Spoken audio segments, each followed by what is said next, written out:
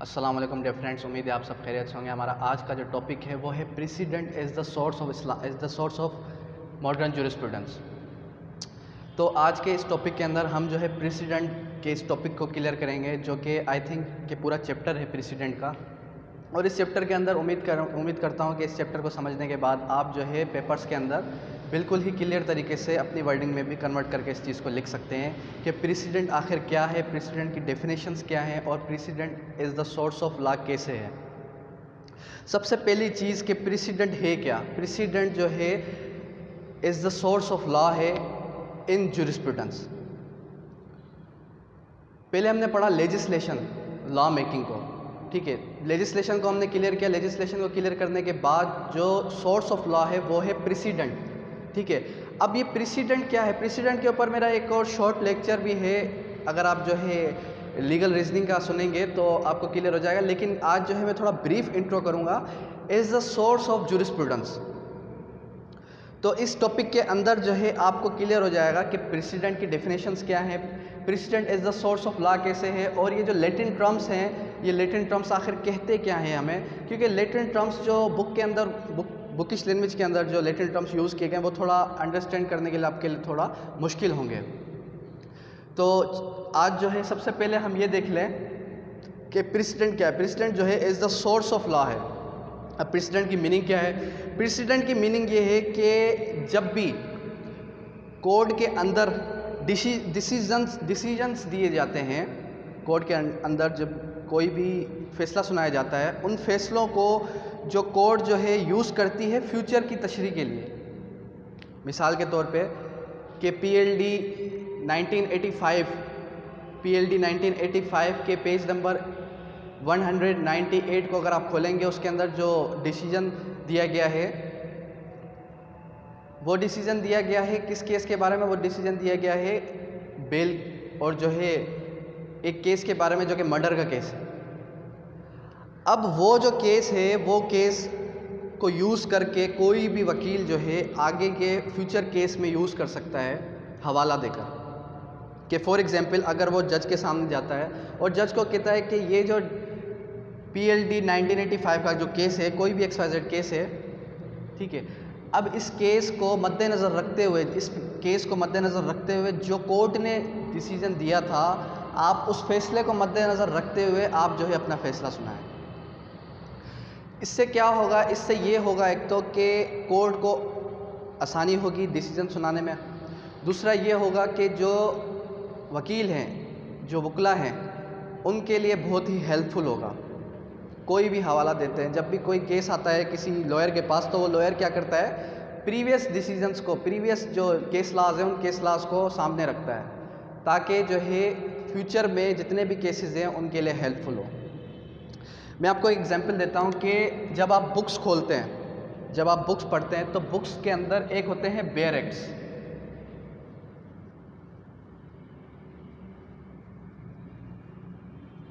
एक होते हैं बेयर एक्ट्स। बेयर एक्ट्स कौन से होते हैं, जिसके अंदर सिर्फ और सिर्फ लॉज होते हैं और जो है उनकी मार्केट प्राइस भी बहुत कम होती है। वो बेयर एक्ट्स, उन बेयर एक्ट्स के अंदर सिर्फ और सिर्फ आपको ऑफेंसेस, आपको जो है डिस्क्रिप्शन में कोई भी चीज़ बयान नहीं होगी। आपको सिर्फ और सिर्फ उसके अंदर जो है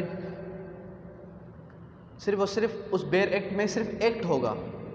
बेयर एक्ट के मतलब क्या है, महज सिर्फ कानून। अब इसी तरीके से अगर कोई कोर्ट जो है डिसीजन देती है,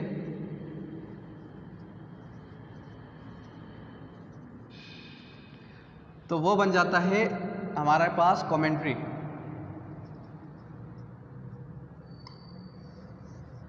अब जो वो कमेंट्री होती है, तो वो कमेंट्री क्या है कि कमेंट्री, हम उस कमेंट्री को क्या कहते हैं, उस कमेंट्री को हम कहते हैं कि द होल बुक।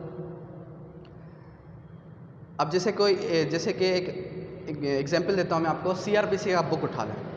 अब CRPC की बुक जो है वो इतनी बड़ी बुक भी होगी, जिसके अंदर मैक्सिमम जितने पेजेस हैं, वो पेजेस जो है थाउजेंड्स में पेजेस हैं।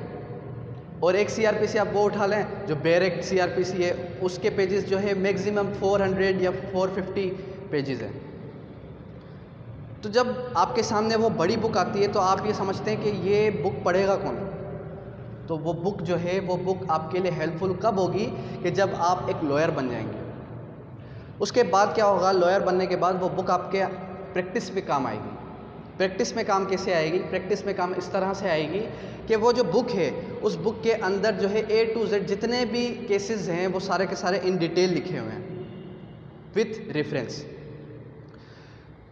अब जैसे कि एक मशहूर राइटर है, जब आप जो है कमेंट्री के साथ बुक्स लेते हैं तो कमेंट्री के साथ बुक्स के अंदर एक बहुत ही मशहूर राइटर जिसका नाम है M महमूद। अब M महमूद की जब आप बुक्स लेते हैं तो वो बुक्स जो है जिल्दों में होती है, 4 जिल्दों में भी है, कुछ 3 जिल्दों में, कुछ 2 जिल्दों में, इतनी बड़ी बड़ी बुक्स हैं।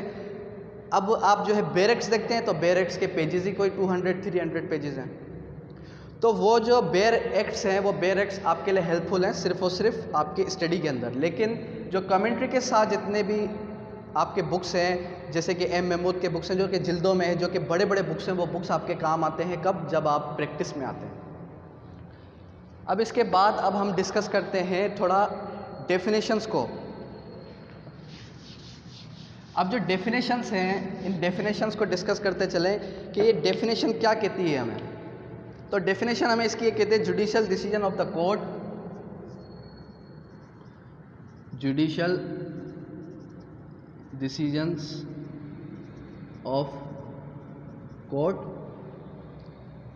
विच gives by court according to rules which are given by court according to rules। अब इसके साथ साथ जो है प्रोफेसर ऑस्बॉर्न क्या कहते हैं? प्रोफेसर ऑस्बॉर्न जो है वो ये कहते हैं कि प्रेसिडेंट क्या है? Precedent is judgement of courts of law.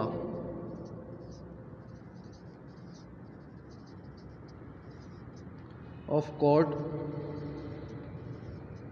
Of law. Precedent क्या है? प्रेसिडेंट जजमेंट है court of law, side of authority as future comes which helps in future.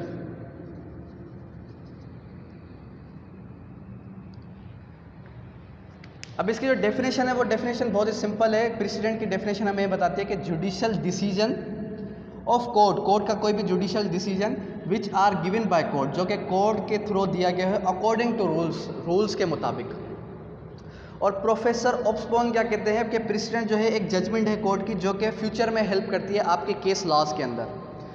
और जो ये प्रेसिडेंट है इसे हम रिपोर्ट भी कह सकते हैं, रिपोर्ट ऑफ केसेस।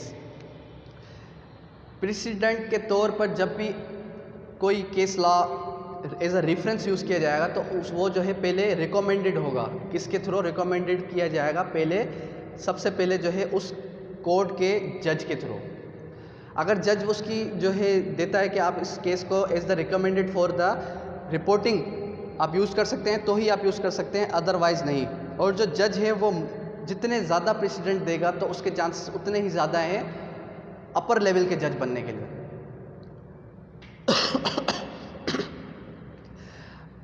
अब आप ये समझते हैं कि जो आपके पास जितने भी लॉयर्स हैं वो ये समझते हैं कि वो जज इस तरीके से बन सकते हैं कि जुडिशियल एग्ज़ाम्स क्लियर किया और वो जज बन गए, लेकिन ऐसा नहीं है। जुडिशियल एग्ज़ाम क्लियर करने के साथ ही साथ जितने ज़्यादा आपके पास एक्सपीरियंस होगा प्रेसिडेंट का उतना ही ज़्यादा चांसेस हैं कि आप जो है जज बन सकें। जितने ही अब कोई भी एक लॉयर है, वो लॉयर हाई कोर्ट का लॉयर है, एडवोकेट हाई कोर्ट का है। अब वो हाई कोर्ट का एडवोकेट जो है वो कब सुप्रीम कोर्ट का एडवोकेट बनेगा? वो तब सुप्रीम कोर्ट का एडवोकेट बनेगा कि जब उसने मिनिमम 10 जो है उसके प्रेसिडेंट रिपोर्ट हुए हों उसके नाम के साथ। कोई भी केस लॉ रिपोर्ट हुआ, एक केस लॉ रिपोर्ट हुआ उसके नाम के साथ कि ये केस जो है इस एडवोकेट ने चलाया। मिनिमम 10 उसके नाम के साथ जो है केस लॉज रिपोर्ट हुए हों तो फिर ही जो है वो सुप्रीम कोर्ट का एडवोकेट बन सकता है। अब आते हैं कि ये रेशियो डिसाइडेड क्या है। अब ये जो वर्ड है ये थोड़ा लैटिन टर्म्स है, ये लैटिन टर्म्स जो है अगर आप इसको इंग्लिश के साथ कंपेयर करेंगे तो आप इनको क्लियर कर सकते हैं। अब ये जो रेशियो डिसाइडेंडी है, अब ये रेशियो डिसाइडेंडी क्या कहता है हमें?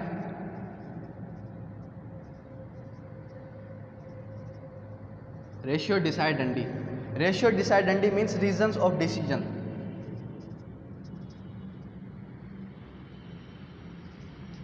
Reasons of decisions is made which the principal decisions of reasons। रेशियो डिसाइडेंडी की जो मीनिंग है वो ये है कि रीजंस ऑफ डिसीजंस, जितने भी डिसीजंस, जितने भी जजमेंट्स, जितने भी जो है फैसले सुनाए गए, उनके रीजंस क्या क्या हैं, उनके रीजंस या फिर उनके प्रिंसिपल्स, उसको हम कहते हैं रेशियो डिसाइडेंडी। ठीक है, अब ये तो हो गया रेशियो डिसाइडेंडी। अब आता है ओबिटर डिक्टा। ओबिटर डिक्टा क्या है? Obiter dicta means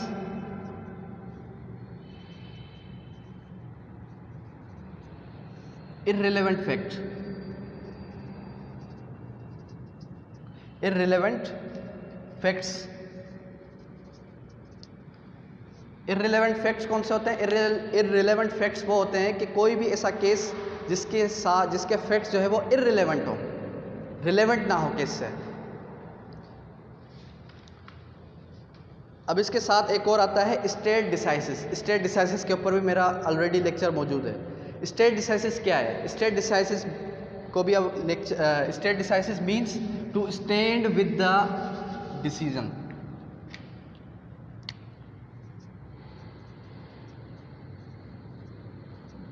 state decisis means to stand with beside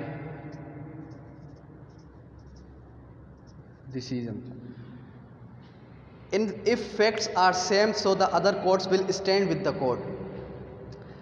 अब मिसाल के तौर पे कोई भी एक केस आया जो कि प्रीवियसली पहले ही हैंडल हो चुका है, अब सेम एज केस जो है दोबारा रिपोर्ट हुआ और फिर वो जो है केस चल रहा है, तो फिर जो है दूसरी कोर्ट्स भी जो है उनके साथ स्टैंड करेंगी, उनके जजमेंट के साथ, उनके डिसीजंस के साथ।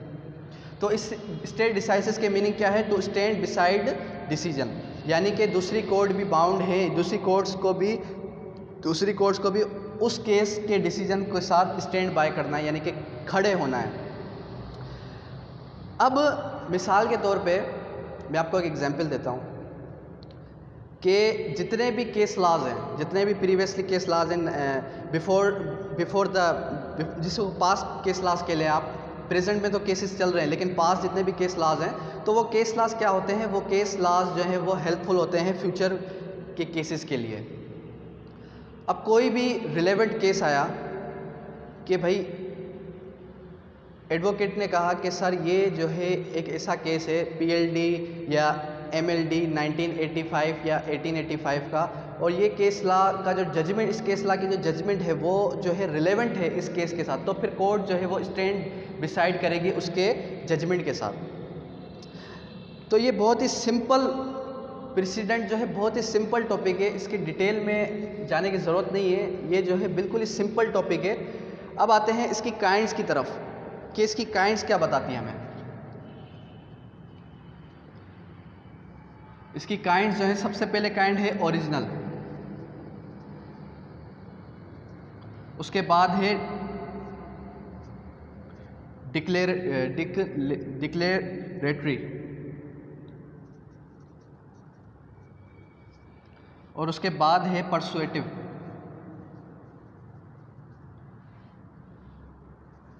फिर चौथी काइंड हमारे पास आती है अथॉरिटेटिव।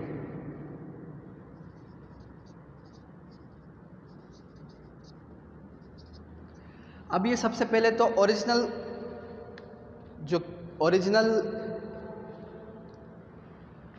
एग्जाम्पल है, यानी कि ओरिजिनल जो काइंड है वो ओरिजिनल क्या है, कोई बता सकता है आप में से? ओरिजिनल जो काइंड है वो ओरिजिनल काइंड हमें ये बताती है कि कोई भी केस जो कि प्रेजेंट में चल रहा, उसका कोई भी केस लाया तो वो हमारे पास आ जाएगा ओरिजिनल के तौर पे। मिसाल के तौर पे अभी कोई एक्ट पास हुआ, अभी जैसे मैंने रिसेंटली एक बुक लिखी थी कंपनीज एक्ट की, कंपनीज एक्ट 2017 की, तो ये जो कंपनीज एक्ट 2017 है, ये जो है फर्स्ट डिसीजन है। इसके अंदर कोई इसके रिलेवेंट कोई भी अगर केस ला आता है तो वो जो है क्या होगा, वो फर्स्ट डिसीजन होगा उसका ओरिजिनल के तौर पे, ठीक है। अब ये डिक्लेरेटरी क्या है, ओरिजिनल बहुत इजी है, समझ में नहीं है। ओरिजिनल क्या है कि अभी प्रेजेंट में आपके पास कोई भी केस आया, उसका जो डिसीजन होगा, उसकी जो जजमेंट होगी, वो जजमेंट क्या, उसको हम क्या कहेंगे, ओरिजिनल, ठीक है। अब जो उसके बाद है डिक्लेरेटरी। डिक्लेरेटरी क्या है, declaratory means repeated president. Declaratory क्या है, रिपीटेड।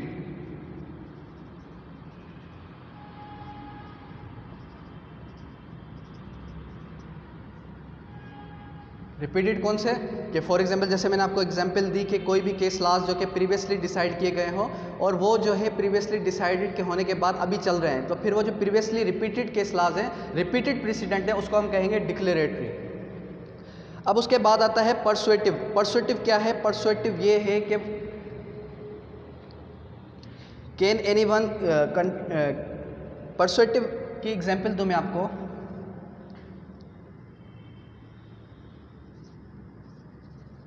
कोई भी कंट्री का कोई लॉ होता है, ठीक है। अब it is depended upon the court, same court, foreign decisions. मिसाल के तौर पे कोई भी, अभी आप सब जानते हैं कि CRPC, IPC, कॉन्ट्रैक्ट एक्ट, ये सब पाकिस्तान, इंडिया, बांग्लादेश के अंदर सेम है, ठीक है। अब क्या होगा कि क्या इंडिया का जो केस लॉ है वो पाकिस्तान के अंदर एप्लीकेबल होगा या नहीं होगा, हेल्पफुल होगा एज अ प्रेसिडेंट और नॉट।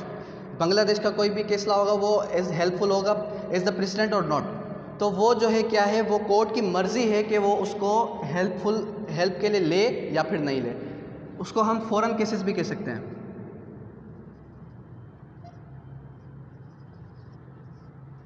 फॉरेन केसेस यानी कि दूसरे ममालिक के कानून, या फिर जो है कोई भी दूसरे कंट्री का कोई भी एज पर लॉ, दूसरे कंट्री का कोई भी जजमेंट, कोई भी जो है किसी भी केस की जजमेंट, वो हमारे जो कोर्ट्स हैं वो उनको फॉलो करेंगी या नहीं करेंगी, वो उनको फॉलो करें या ना करें, वो उनकी मर्ज़ी है। तो उनकी मर्ज़ी के बिना पर उन्हें कहा जाता है पर्सुएटिव।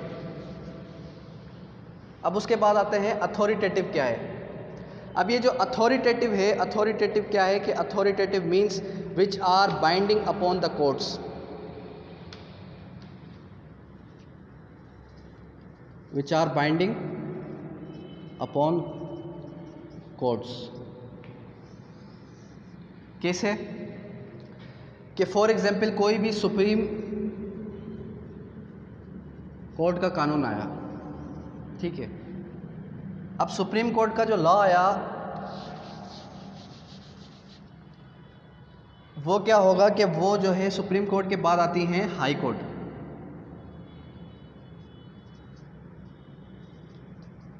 ठीक है। अब हाई कोर्ट, सुप्रीम कोर्ट के अंडर में कौन कौन सी हाई कोर्ट आती हैं, जैसे कि लाहौर हाई कोर्ट है, सिंध हाई कोर्ट है, ठीक है, पंजाब हाई कोर्ट है। और उन कोर्ट्स के अंडर कौन कौन सी आती हैं, उन कोर्ट्स के अंडर में आती हैं सेशन कोर्ट और मैजिस्ट्रेट कोर्ट।